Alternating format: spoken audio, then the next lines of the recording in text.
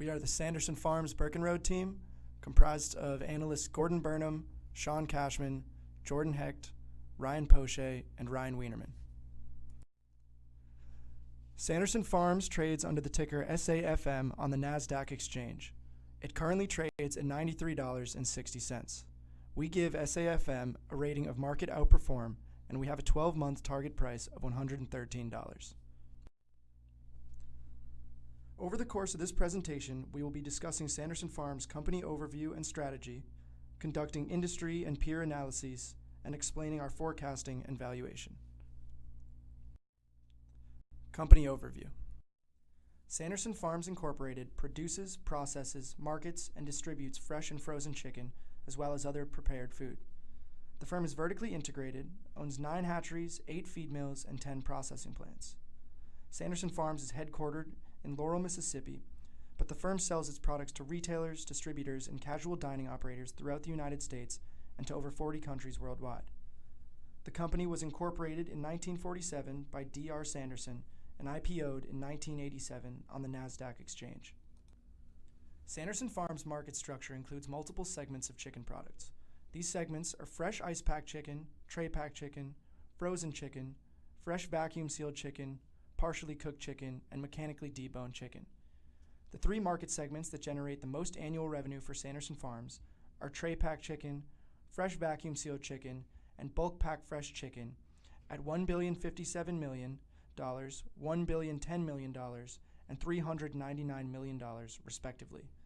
Additionally, the company contracts with 833 independent poultry producers across the Southeast who grow chickens to market weight for the company. Sanderson Farms sells its products to national and regional retailers, distributors, and casual dining operators, principally in the East Coast, Southwest, and Western United States. Through independent food brokers and in-house sales associates, the company also exported $207.8 million worth of product in fiscal year 2015 to the Middle East, Central Asia, China, and Mexico.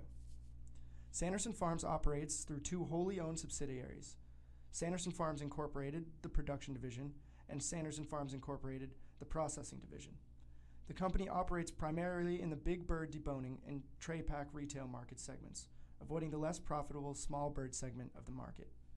The company's big bird deboning plants produce large birds and sell the fresh dark meat legs to other processors of frozen leg quarters to the export market. Conversely, white meat sells as deboned breasts, tenders, and whole wings.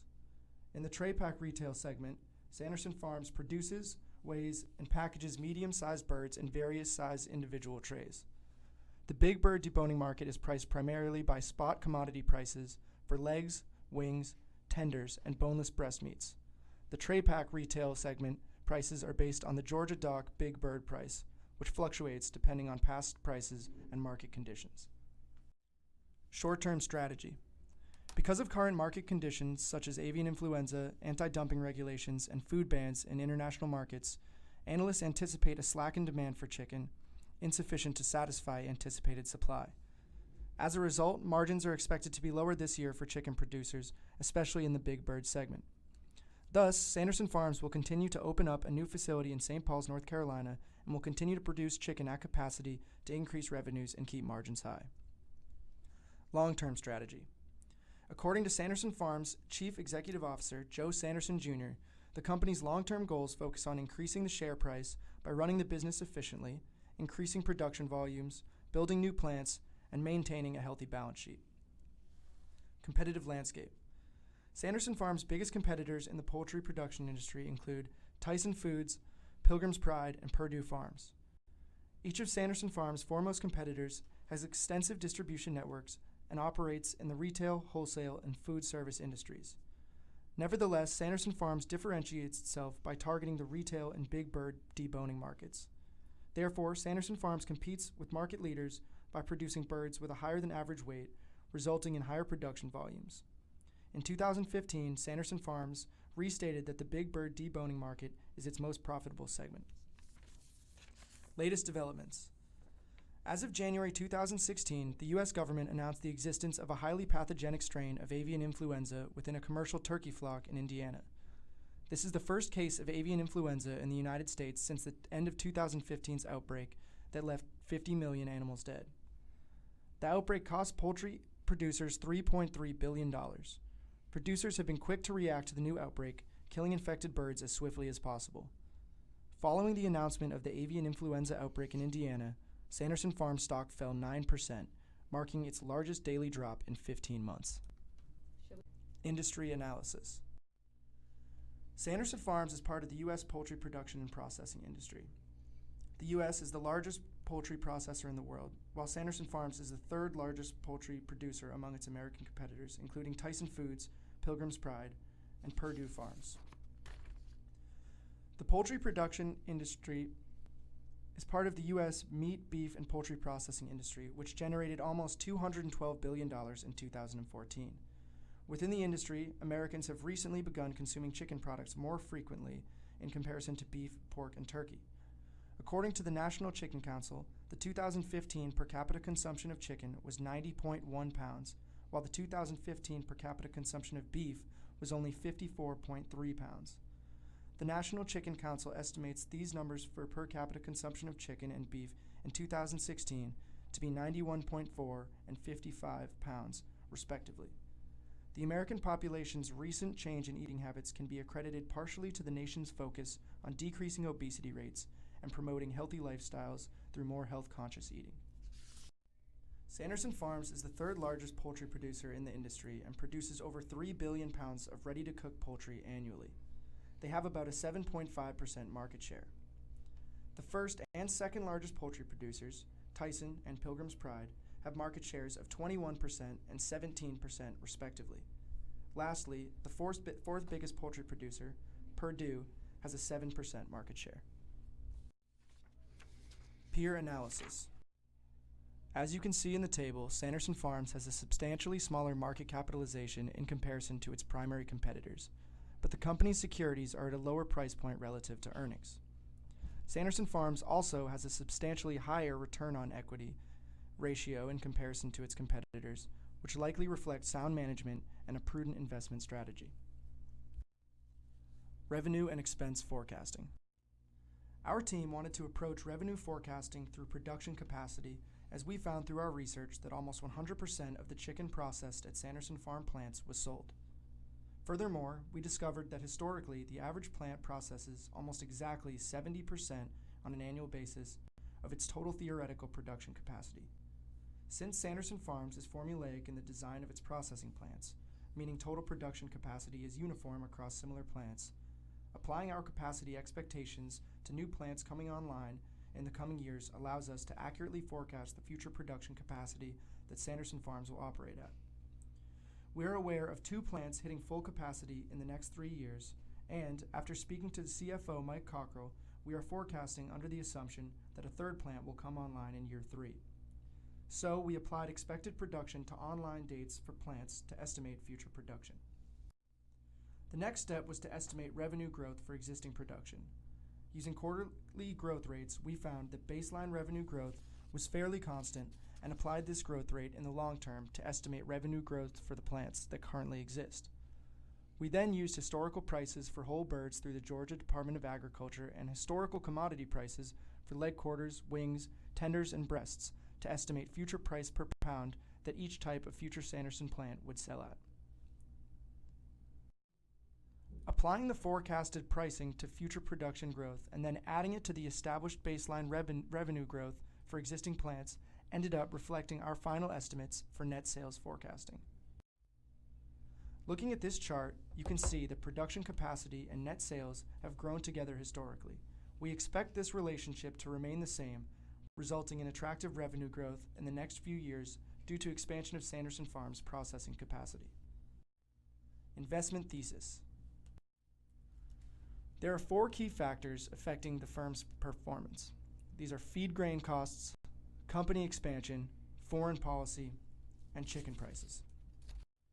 One of Sanderson Farms' biggest issues is its susceptibility to price fluctuations for both its finished products and feed grain inputs. Regardless of changes in input prices, Sanderson Farms is unable to significantly change the price of its finished products. Inputs for Sanderson Farms feed grain, corn, and soybeans account for approximately 45% of the company's cost of goods sold.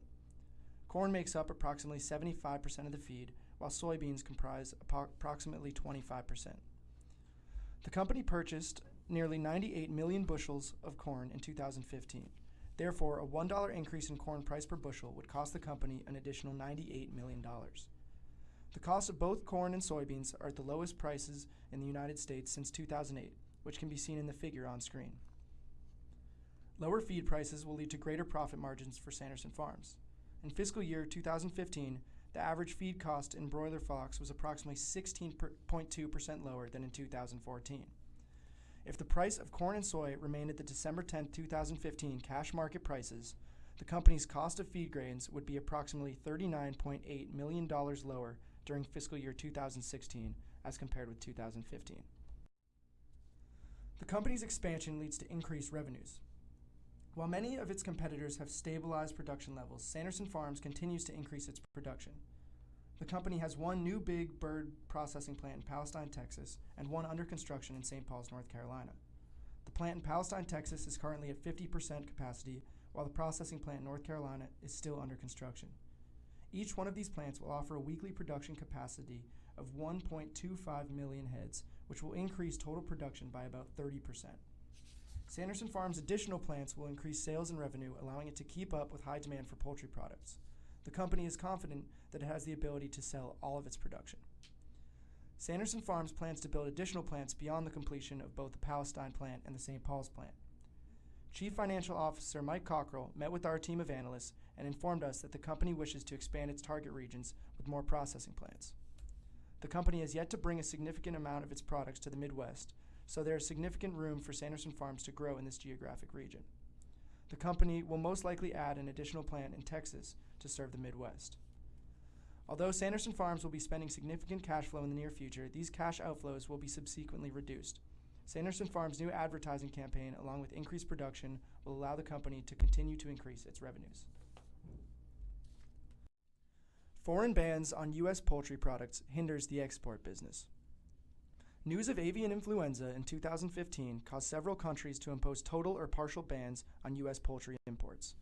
Although there were no cases of avian influenza found at any Sanderson Farms plants in 2015, the news of avian influenza outbreaks resulted in international policy shifts in the poultry market. China implemented a significant tariff of over 70% on U.S. poultry to prevent U.S. poultry imports, while Russia completely banned all U.S. poultry imports. As a whole, the United States poultry industry saw a 25% decrease in total export sales from January 2014 to January 2015. Lagging 2015 big bird prices depressed margins. Despite strong demand and prices of tray pack products in retail markets, the company's margins were lower in fiscal year 2015 than in 2014. Much of this decline can be attributed to weak margins in the big bird segment of the market. Weak international demand fueled higher domestic supply, which in turn caused weaker domestic prices for big bird products. Avian flu, weak oil prices, international political unrest, and the strength of the U.S. dollar suppressed export demand. As a result, Sanderson's big bird deboning facilities face significantly lower Urner-Barry average market prices for leg quarters, boneless breast meat, and tenders at significantly lower levels than in fiscal year 2014. These market segments face lower prices of 31.5%, 15.4%, and 15.8% respectively. However, upon our recent site visit, Chief Financial Officer Mike Cockrell informed us that Sanderson Farms expects big bird prices to eventually rebound. He cited the historic cyclicality of chicken spot commodity prices and noted such fluctuation is to be expected as international markets fluctuate. At the same time, these macroeconomic issues suppressing market exports and expanding domestic inventory are on shaky ground. Continued avian flu fears, contracting world demand, and prolonged Middle East turmoil casts doubt on the big bird market leg price ability to turn the corner in the short term, which are most sensitive to change in the export market. Valuation. Our team determined a 12-month target price for Sanderson Farms of $113 through a combination of a two-stage dividend discount model, a price-to-book value multiple, and an enterprise value to EBITDA multiple. We decided to use the dividend discount model because Sanderson Farms pays consistent quarterly dividends. Dividends provide a base or floor for the equity price of this company, as investors can always invest solely for the income, as the current dividend yield is approximately 1%. Additionally, Because the company is growing, we also opted to use the price to book value and enterprise value to EBITDA valuations. Rather than using comparable companies from Sanderson Farms Industry Group, we use Sanderson Farms' current trading multiples and enterprise value multiples to value the company. We did this because there were too many outliers when computing an industry average. These three valuations were all similar with a range of $110 to $116. From the analysts at Burkenroad Reports, we thank you for listening to our presentation.